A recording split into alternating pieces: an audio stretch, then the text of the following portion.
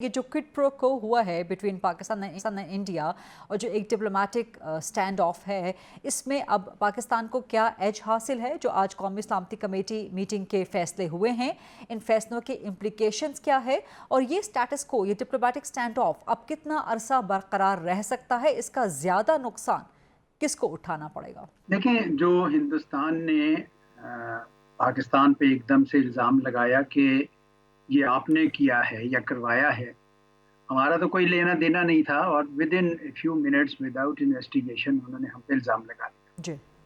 और फिर उसके बाद एक बड़ा सा वार किया कि जनाब हम जो इंडस वाटर ट्रीटी है वो भी सस्पेंड कर रहे हैं। जी। पाकिस्तान ने भी जवाबन ये जो सारे तुर्की ब तुर्की उसको जवाब दिया। तो डिप्लोमेटिक सतह पे तो दोनों मुल्कों ने तकरीबन जो पहले थोड़ा बहुत राब्ता रहा था वो भी मुकम्मल तौर पर कट ऑफ हो गया। लेकिन जो आपका सवाल है कि ये अब एज पाकिस्तान को हो गया, मेरा ख्याल है आपने वो मोदी साहब की आज की तकरीर तो बिहार में सुनी होगी, जिसमें वो कह रहे हैं कि जी जो बाकी बचा खुचा मिट्टी है आपकी उसको भी मिट्टी में खिलाने मिलाने का पता नहीं, इस तरह की कोई बात की उन्होंने। वो उन्होंने फिर से कुछ इंग्लिश में भी कहा।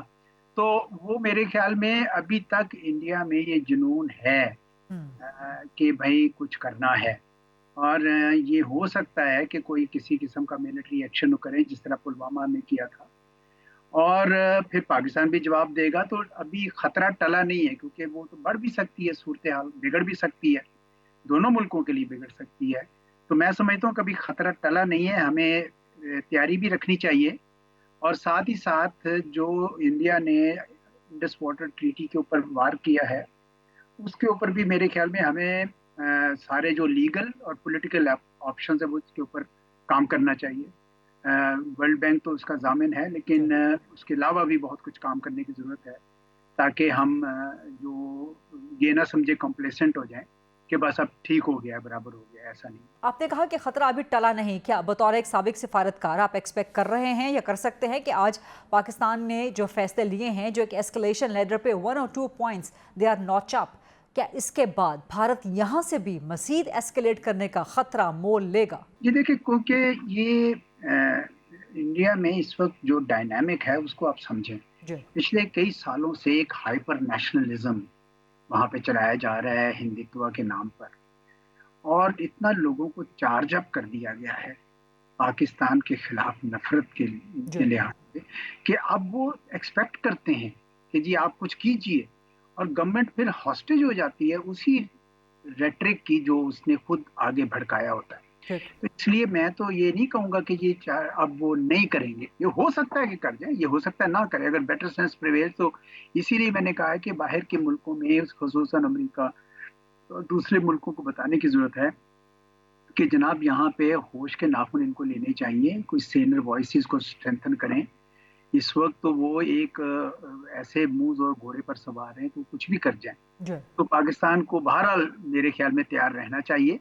अगरचे हमने बहुत अच्छा जवाब दिया है, मैं समझता हूँ बहुत अच्छी स्टेटमेंट थी, पाकिस्तान की आवाम की तवक्कुआत के मुताबिक स्टेटमेंट थी, ऐसा होना चाहिए था, और ना होता तो शायद लोग हमारे बहुत मायूस होते। तो इसमें इंटरनेशनल कम्युनिटी की एंगेजमेंट कैसे हो सकती है सिचुएशन को डी एस्केलेट करने के हवाले से, सिचुएशन को between India and Pakistan normalise करने के हवाले से, and who should initiate talking to the international community या talking to the friendly countries, क्योंकि इनिशिएट तो भारत की तरफ से हुआ है। बेशक भारत की तरफ से इनिशिएट हुआ है, लेकिन हमें तो अपना नैरेटिव उनको पहुंचाना है। लेकिन मोदी साहब ने आज जो बिहार में कुछ कहा तो इंग्लिश में कहा, जी। क्योंकि उनका नैरेटिव पहुंच रहा है, उनके जी। बहुत सारे चैनल्स इंग्लिश लैंग्वेज के हैं, जी। उनका नैरेटिव पहुंच रहा है। उनके थिंक टैंक्स जो हैं वो बड़े जुड़े हुए हैं अमेरिकी थिंक टैंक्स के साथ, तो उनका नैरेटिव तो पहुंच रहा है, आपका नहीं पहुंच रहा। ना तो हमारा अंग्रेजी में कोई चैनल है, ना ही हमारे थिंक टैंक को इतना ज्यादा रिसर्च कर पा रहे हैं कि जी वो गवर्नमेंट का दस्तों बाजू बन के तो वो नैरेटिव वहां पे पहुंचाएं।